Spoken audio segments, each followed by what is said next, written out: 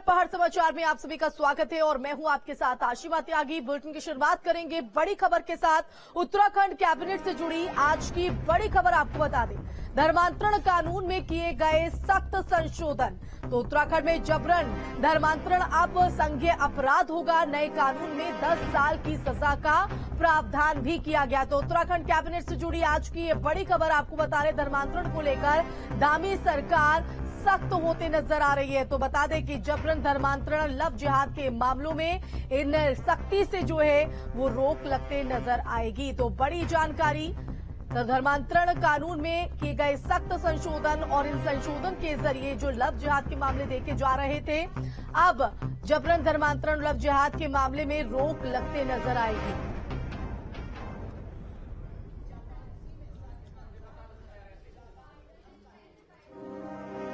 तो जहां धर्मांतरण को लेकर धामी सरकार जो है वो सख्त नजर आ रही है, उस बीच एक और बड़ी अपडेट आपको बता दें, धामी कैबिनेट में बड़ा फैसला लिया गया है। नैनीताल से हल्द्वानी शिफ्ट होगा उत्तराखंड हाईकोर्ट।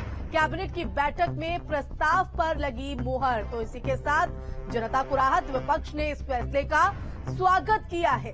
तो बड़ी जानकारी आपको बता रहे, धामी कैबिनेट में बड़े फैसले। आज नैनीताल से हल्द्वानी शिफ्ट किया जाएगा उत्तराखंड हाईकोर्ट। कैबिनेट की बैठक में प्रस्ताव पर इस पर मुहर लगा दी गई है। तो वहीं दूसरी तरफ धर्मांतरण पर भी सख्त संशोधन किए गए हैं। देहरादून सचिवालय में हुई धामी कैबिनेट की बैठक में कई बड़े फैसले लिए गए। बैठक में 29 प्रस्ताव लाए गए थे, जिन पर धामी कैबिनेट ने अपनी मुहर लगा दी। कैबिनेट में धर्मांतरण कानून को लेकर खास तौर पर चर्चा की गई और ये तय किया गया कि उत्तराखंड में धर्मांतरण कानून ऐसा लाया जाएगा जो यूपी से भी ज्यादा सख्त होगा। इस कानून में अधिकतम 10 साल की सजा का प्रावधान होगा। इस कानून को इस सत्र में विधानसभा में पेश किया जाएगा। इसके अलावा धामी कैबिनेट की बैठक में कई और बड़े फैसले लिए गए, जिसमें नैनीताल से उत्तराखंड हाईकोर्ट को हल्द्वानी शिफ्ट करने को लेकर प्रस्ताव को मंजूरी दी गई। धर्मांतरण कानून पर विधेयक विधानसभा में ले आया जाएगा।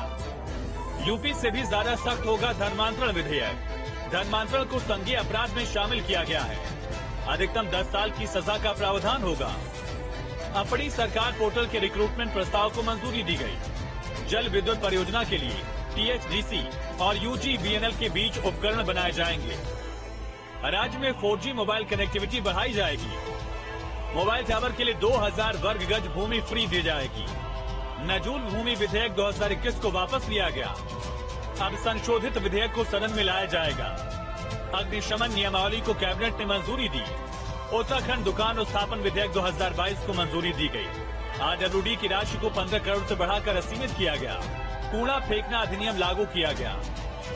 29 नवंबर से उत्तराखंड विधानसभा का शीतकालीन सत्र होगा। केदारधाम में ओम मूर्ति की स्थापना होगी। उत्तराखंड पंचायती राज अधिनियम में संशोधन कर सजा खत्म की गई। अधिनियम के तहत अर्थदंड का प्रावधान किया गया। धामी कैबिनेट के नैनीताल हाईकोर्ट को हल्द्वानी शिफ्ट करने के फैसले का विपक्ष की तरफ से कांग्रेस के प्रदेश अध्यक्ष करण माहरा ने भी ट्वीट करके स्वागत किया। कहा, इससे पर्यटन उद्योग और पर्यटकों को बड़ी राहत मिलेगी। वहीं धामी कैबिनेट की बैठक में ये भी साफ हो गया कि 29 नवंबर से विधानसभा का सत्र शुरू होगा, जो कि देहरादून में ही होगा। Team news state. और ज्यादा जानकारी के लिए रुक करेंगे, संवाददाता सुरेंद्र डसीला हमारे साथ फोन लाइन पर जुड़ गए हैं। सुरेंद्र, कैबिनेट की अहम बैठक यहां पर धामी सरकार की और कई बड़े फैसले और सबसे ज्यादा फोकस धर्मांतरण कानून में संशोधन को लेकर रहा। देखिए, बिल्कुल धामी सरकार की जो कैबिनेट आज बैठक थी उसमें कई महत्वपूर्ण प्रस्ताव हुए हैं और क्योंकि धर्मांतरण कानून अब तक जो प्रदेश में लागू था उसमें दंडात्मक जो कार्रवाई थी वो तो थी, लेकिन किसी भी तरीके से सजा का प्रावधान नहीं था। अभी तक केवल फाइन लगाया जाता था, अब इसमें सजा का प्रावधान किया गया है। इसे यूपी से ज्यादा मजबूत किया गया है। यूपी में अधिकतम 7 साल की सजा का प्रावधान किया गया है। उत्तराखंड में 10 साल अधिकतम सजा का प्रावधान इसमें रखा है। क्योंकि ये एक्ट में संशोधन हुआ है तो इसलिए ये विधानसभा सत्र में भी लाया जाएगा। सदन के पटल पर विधेयक रखा जाएगा और वहां भी इस पर विस्तृत चर्चा होगी। दूसरा बड़ा फैसला कैबिनेट ने लिया है कि जो नैनीताल हाईकोर्ट है उसको नैनीताल से हल्द्वानी शिफ्ट किया जाएगा। इससे कई तरीके के फायदे होंगे। एक तो नैनीताल में पर्यटन की गतिविधियां बढ़ेंगी।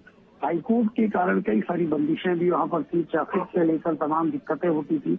अब क्योंकि हाईकोर्ट वहां से शिफ्ट हो जाएगा तो उससे आने वाले समय में नैनीताल में पर्यटन की गतिविधियां बेहतर हो पाएंगी।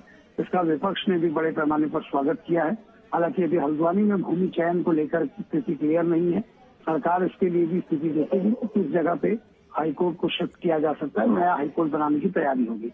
इसके साथ ही 29 नवंबर से उत्तराखंड विधानसभा का जो शीतकालीन सत्र है उसके लिए भी मंजूरी मिल चुकी है। देहरादून में ही ये सत्र होगा और संभवतः 3 से 4 दिन का सत्र होगा। सप्लीमेंट्री बजट भी इसमें लाया जाएगा। हालांकि अभी बजट कैबिनेट ने पास नहीं किया है। अगले 1 से 2 दिन में फिर से कैबिनेट बुलाकर बजट पास कराया जा सकता है।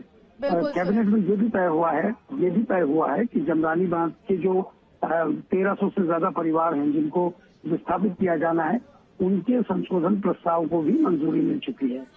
जी सुरेंद्र, आप हमारे साथ बने रहिए। तो ये बड़े फैसले हमारे संवाददाता सुरेंद्र ने आपको बताए हैं। तो धर्मांतरण कानून को लेकर सख्त संशोधन यहां पर किए गए, तो साथ ही साथ नैनीताल कोर्ट को अब हल्द्वानी में शिफ्ट किया जाएगा और लोगों को भी कहीं न कहीं से सहूलियत मिलते नजर आएगी।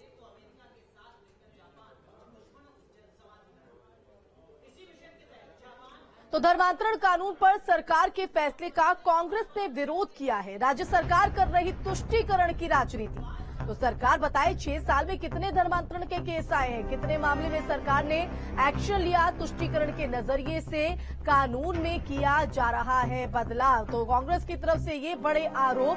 तो जहां एक तरफ धर्मांतरण को लेकर जो है दावी सरकार सख्त नजर आ रही है, सख्त संशोधन यहां पर किए गए हैं, तो वहीं दूसरी तरफ विपक्ष इसका विरोध जता रहा है और साथ ही राज्य सरकार से कई सवाल और बड़े आरोप भी कि तुष्टीकरण की राजनीति इस बदलाव के जरिए। धर्मांतरण के नाम पर सरकार ध्रुवीकरण की बात करना चाहती है। देश में ऑलरेडी पहले से धर्मांतरण के खिलाफ कानून बना हुआ है, राज्य का भी कानून है, लेकिन उसको सरकार लागू नहीं कर रही है। अगर धर्मांतरण हो रहा है, 6 साल से इनकी सरकार प्रदेश में है, धर्मांतरण के कितने अपराध इन्होंने रजिस्टर किए, कितने लोगों के खिलाफ कार्रवाई की, कितनों को जेल में डाला, कहीं कुछ नहीं किया। केवल राजनीतिक ध्रुवीकरण के उद्देश्य से इस तरीके का कानून लाने की बात सरकार कर रही है, उसमें और कुछ नहीं है। संवाददाता सुरेंद्र रसीला का सीधा रुख कर लेते हैं। सुरेंद्र, एक तरफ सख्त संशोधन धर्मांतरण कानून में, तो दूसरी तरफ कांग्रेस इसका विरोध जता रही है और तुष्टीकरण की राजनीति करार दे रही है। देखिए, कांग्रेस विपक्ष में है तो उम्मीद यही की जा सकती है कि सरकार के फैसलों पर विपक्ष आवाज ही उठाएगा। हालांकि ये जरूर है कि धर्मांतरण के कानून को लेकर जो सख्त प्रावधान किए गए हैं, हालांकि ये विधानसभा में भी आएगा, उसमें भी चर्चा होगी, वहां भी विपक्ष की ओर से विरोध देखने को मिल सकता है। लेकिन कांग्रेस सीधे तौर पे कह रही है कि धर्मांतरण के मुद्दे पर अब तक क्या कार्रवाई हुई है, 6 सालों में कितने केस रजिस्टर्ड किए गए, कितने मामले ऐसे देखे गए जिनमें धर्मांतरण हुआ है। क्योंकि जिस तरह से मैंने कहा कि कांग्रेस विपक्ष में है तो वो सरकार के हर मुद्दे पर सवाल उठाएगी। लेकिन जहां तक इस फैसले को देखा जाए तो देखिए, सरकार ने ये फैसला इसलिए भी लिया है क्योंकि उत्तराखंड देवभूमि है और यहाँ की जो आध्यात्म की छवि है, यहाँ की जो सांस्कृतिक छवि है, उसे बचाने के लिए भी सरकार ने कई बार ये कहा है कि हमें इस तरह के प्रावधान रखने होंगे। क्योंकि बड़े पैमाने पर कई जगह पे देखा गया है कि धर्मांतरण के मामले आए दिन सामने आते हैं, लव जिहाद के मामले सामने आते हैं और इसी को लेकर सरकार का ये कहना है। और अब देखना होगा कि सख्ती के बाद कितना असर धरातल पर दिखाई पड़ता है। फिलहाल बहुत शुक्रिया तमाम जानकारी के लिए सुरेंद्र। बढ़ेंगे आगे। प्रदेश के पशुपालकों को राज्य सरकार ने बड़ी सौगात दी है। उत्तराखंड सरकार ने आज मोबाइल पशु चिकित्सा इकाई की शुरुआत की, जिसके माध्यम से दूरस्थ इलाकों में भी अब इन चिकित्सा इकाइयों के जरिए पशुओं का इलाज हो सकेगा।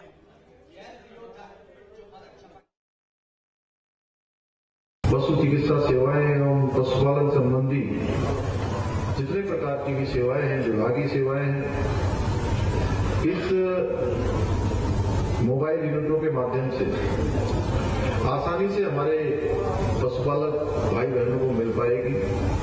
इससे जो पशु हानि है उसको रोका जा सकेगा और पहली बार डेयरी पशुओं का भी बड़ा डाटाबेस तैयार किया जा रहा है, जिसके अंतर्गत डेयरी पशु को एक विशिष्ट टैग लगाया जा रहा है। पूरे पशुपालन व्यवसाय का राज्य के का योगदान है।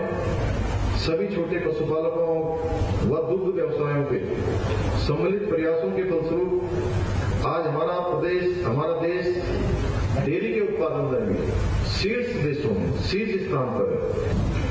डेयरी व्यवसाय क्षेत्र के लिए विकसित किया गया डिजिटल पेमेंट सिस्टम भी बदलते भारत का उदाहरण है। यह पेमेंट सिस्टम पूरे विश्व के डेयरी व्यवसायों के लिए एक सहायक सिद्ध हो सकता है। राज्य पशुधन मिशन में आने वाले 2 वर्षों में लगभग 60 करोड़ रुपए का निवेश किया जाएगा और मिशन के द्वारा 4 लाख से अधिक पशुपालकों एवं कुक्कुट पालकों की आय में वृद्धि होगी। इस मिशन के द्वारा राज्य में जहां 10,000 पशुपालकों को अप्रत्यक्ष रूप से रोजगार उपलब्ध हो सकेगा, करीब 7,000 पशुपालकों को प्रत्यक्ष रोजगार का लाभ पहुंचेगा।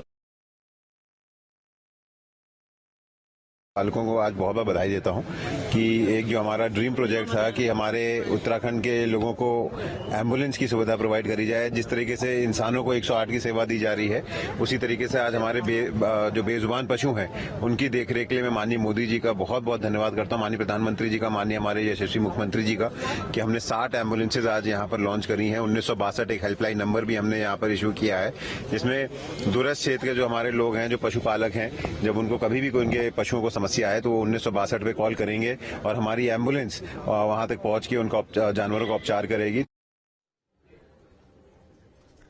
तो अभी मुक्तेश्वरानंद के विरोध को लेकर हरीश रावत का बयान सामने आया। कुछ बीजेपी का चोला ओढ़े संत उनका विरोध कर रहे हैं। स्वामी स्वरूपानंद ने अभी मुक्तेश्वरानंद को अपना उत्तराधिकारी घोषित किया था। बीजेपी अपने लोगों को बिठाना चाहती है हरीश रावत की तरफ से, ये बड़ा आरोप, इसलिए लगातार विरोध किया जा रहा है। तो पूर्व से हरीश रावत मंगलवार देर शाम को मात्र सदन पहुंचे थे, जहां उन्होंने ये बड़ा निशाना साधा। उनसे बड़ा मूल्यांकन करने वाला व्यक्ति कौन हो सकता है कि ज्योतिष पीठ का शंकराचार्य कौन हो या द्वारिका पीठ का शंकराचार्य कौन हो। अब ये जो नए तराजू लेकर के मूल्यांकन करने वाले भाजपा के आड़ में जो है भगवा पहन करके लोगों को दिग्भ्रमित करने वाले लोग हैं, भगवान उनसे बचाए, हमारी संत परंपरा को भी उनसे बचाए। और अब श्रीनगर से बड़ी खबर है, जहां गढ़वाल यूनिवर्सिटी में कल होंगे छात्र संघ चुनाव। तो सुबह 8 बजे से वोटिंग होगी, कल ही शाम को चुनावी नतीजे आएंगे। तो यूनिवर्सिटी में परिसर में सुरक्षा के पुख्ता इंतजाम किए गए हैं। हेमवती नंदन बहुगुणा गढ़वाल केंद्रीय विश्वविद्यालय की बिरला परिसर छात्र संघ चुनाव की तैयारियां लगभग पूरी की जा चुकी है। तो कल यानी 17 नवंबर को सुबह 8 बजे से छात्र संघ चुनाव के लिए मतदान की जो प्रक्रिया है वो शुरू हो जाएगी, जो दोपहर 2 बजे तक चलेगी। वहीं मतदान के लिए बिरला परिसर में कुल 14 पोलिंग बूथ बनाए गए हैं। ऐसे में कल होने वाले मतदान में करीब 8,000 छात्र अपने मताधिकार का इस्तेमाल करेंगे। वहीं विश्वविद्यालय प्रशासन ने कल होने वाले मतदान के लिए सुरक्षा के पुख्ता इंतजाम किए हैं। देर शाम वोटों की काउंटिंग के बाद विजेता छात्र नेताओं के नामों की घोषणा भी कर दी जाएगी, जबकि 18 नवंबर को विजयी प्रत्याशियों का शपथ ग्रहण कार्यक्रम आयोजित होगा। चुनाव की तैयारियां लगभग पूर्ण हो चुकी हैं और हम इस समय बूथ की प्रिपरेशन की पर लगे हुए हैं और उसमें वोटर्स की लिस्ट हम डिस्ट्रीब्यूट कर रहे हैं। उसी में अभी हमारा चल रहा है। लगभग 7,900 के आसपास वोटर्स हैं। बूथ हमने 14 बना रखे हैं और प्रत्येक बूथ पर लगभग 500 से 600 के बीच वोटर्स की संख्या होगी। और ज्यादा जानकारी के लिए रुक करेंगे संवाददाता कमल हमारे साथ जुड़ गए हैं। कमल, कल छात्र संघ चुनाव को लेकर मतगणना होनी है, कल ही नतीजे सामने आएंगे, किस तरह की तैयारी छात्र संघ चुनाव को लेकर?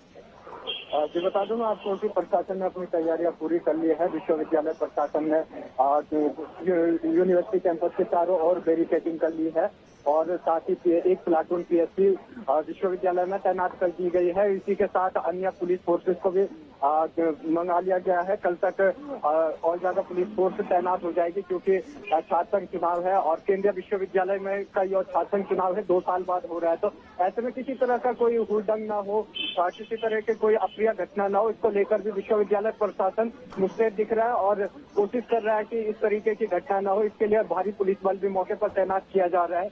और इसी के साथ साथ कल 7,900 के करीब मतदाता हैं, जो वोटर्स हैं वो अपने मत का प्रयोग करेंगे। कुल तो 6 पदों के लिए 15 प्रत्याशी खड़े हो रखे हैं, जिनकी किस्मत का फैसला ये वोटर करेंगे। जी बहुत शुक्रिया कमल तमाम जानकारी के लिए।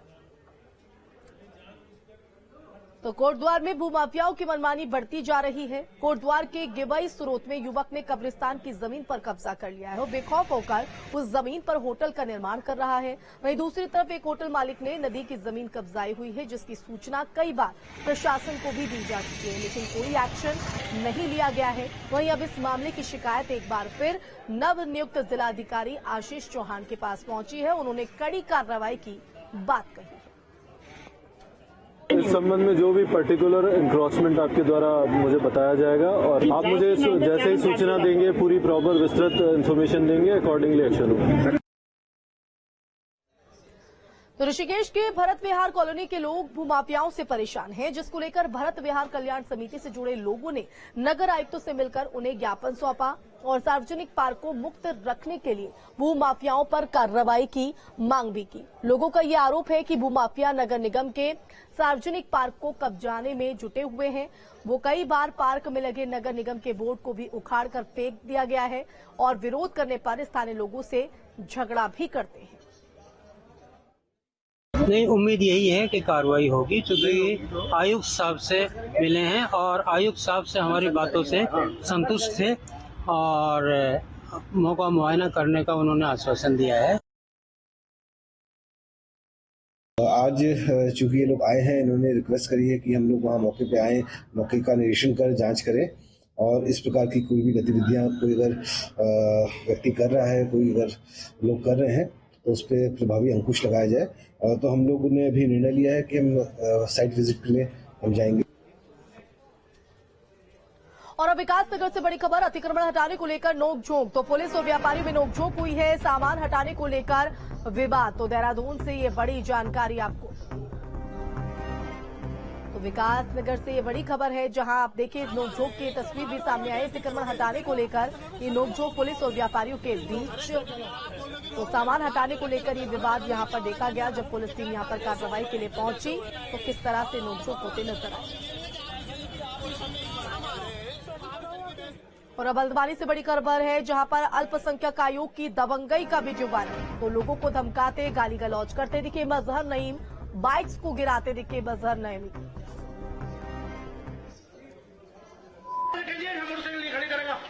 दुकान के अंदर खड़ी करे और सुन ले, अगर मैंने गाड़ी खड़ी देख ली कुआं रोड पर है, बता रही हूँ, आंखें मत दिखा। आंखें क्यों दिखा रहे? हाँ मैं बता रही हूँ, 500 बार हो गया, इसको अभी नहीं हटाओ, हो क्या